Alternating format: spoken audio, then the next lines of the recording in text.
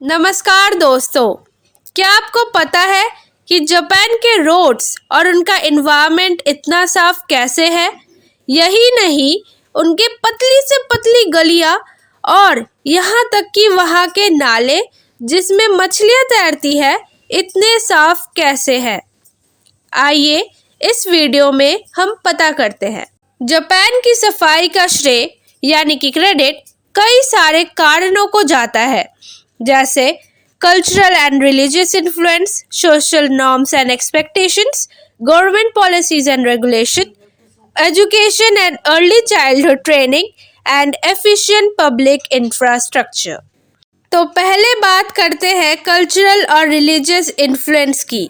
तो जापान के main religion Shinto में सफाई को शुद्धिकरण और प्रकृति के प्रति सम्मान के रूप में देखा गया है। इस विश्वास प्रणाली ने जापानीज कल्चर को गहराई से प्रभावित किया है, जिसमें पर्सनल हाइजीन और आसपास को साफ रखने पर जोर दिया जाता है। इसके बाद आता है सोशल नॉर्म्स और expectations. Japanese society collective responsibility और दूसरों के प्रति विचारशीलता को बहुत महत्व देता है। कूड़ा फेंकना और दूसरे प्रकार की गंदगी को एनवायरनमेंट या सोसाइटी में फैलाना सोसाइटी और एनवायरनमेंट के लिए अपमानजनक माना जाता है। ये सोशल प्रेशर वहाँ के लोगों को पब्लिक प्लेसेस पर सफाई बनाए रखने के लिए इनकरेज करता है। अब चलिए जानते हैं कि जापान इतना साफ कैसे है। हमने ये तो पता कर लिया कि जापान इतना साफ क्यों है। अब चलिए पता करते हैं कि जापान इतना साफ कैसे है।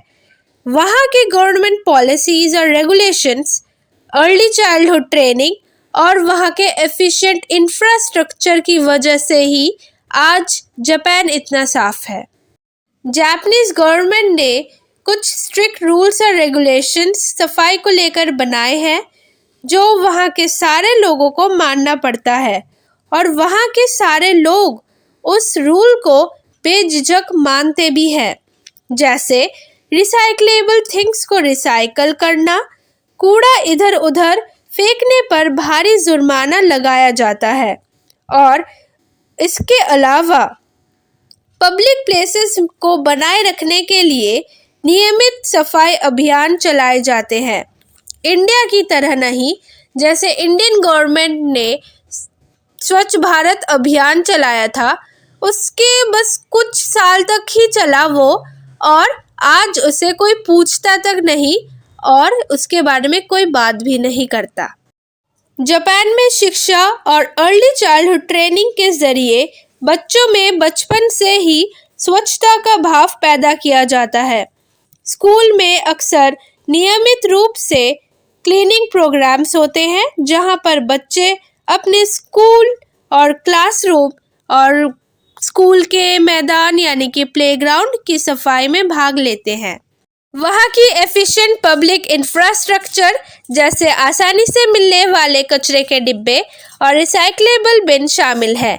वहाँ पे अलग अलग कचरे के लिए अलग अलग कचरे के डिब्बे होते हैं, जो कि वहाँ के लोगों के लिए कचरे का निपटान करने के लिए आसान बनाती है। सफाई पर strong cultural force, effective government policies और सोशल नॉर्म्स के साथ मिलकर जापान को एक स्वच्छ और अच्छी तरह से बनाए रखने वाला देश के रूप में अपनी प्रतिष्ठा में महत्वपूर्ण योगदान दिया है। अब बात करें भारत की, तो भारत जापान से सफाई के बारे में बहुत कुछ सीख सकता है। जापान की सफाई व्यवस्था दुनिया भर में मशहूर है।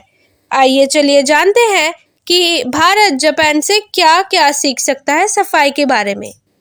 पहले तो सोशल अवेयरनेस। जापान में हर व्यक्ति सफाई को अपनी जिम्मेदारी मानता है, चाहे वो सड़क पर कूड़ा देखे या फिर अपने घर के आसपास। लोग उसे उठाने में हिचकिचाते नहीं हैं। Social participation. जापान में समय समय पर सफाई अभियान चलाए जाते हैं, जिसमें नॉर्मल लोग बढ़ चढ़कर भाग लेते हैं।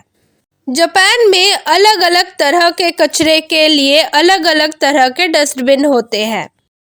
वहाँ पे पब्लिक टॉयलेट्स भी बहुत साफ और स्वच्छ होते हैं क्योंकि वहाँ की सरकार लोगों को सफाई रखने के लिए इनकरेज करती रहती है। जापानीज गवर्नमेंट न्यू टेक्नोलॉजी का इस्तेमाल करके सफाई व्यवस्था को बेहतर बनाने के लिए लगातार प्रयास कर रही है। जापान में अपने आसपास के एनवायरनमेंट के प्रति बहुत सम्मान है जो कि इंडिया में कम है। भारत में बड़े पैमाने पर जागरूकता अभियान चलाए जाने चाहिए। कूड़ा फेंकने पर सरकार को सख्त कानून बनाने चाहिए। यहाँ भी नई तकनीकियों के साथ कचरे फेंकने की व्यवस्था को बेहतर बनाना चाहिए। स्कूल में बच्चों को सफाई का महत्व सिखाया जाना चाहिए और उनको सफाई के प्रोग्राम्स में भी भाग लेना चाहिए। सफाई अभियान में आम लोगों की भागीदारी बढ़ाई जानी चाहिए। सफाई व्यवस्था को बेहतर बनाने के लिए नई तकनीकियों का उपयोग किया जाना चाहिए।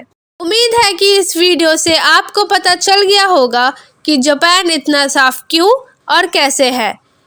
वीडियो अच्छा लगा हो तो लाइक, शेयर और सब्सक्राइब करें। अगली वीडियो में मिलते हैं। नमस्कार।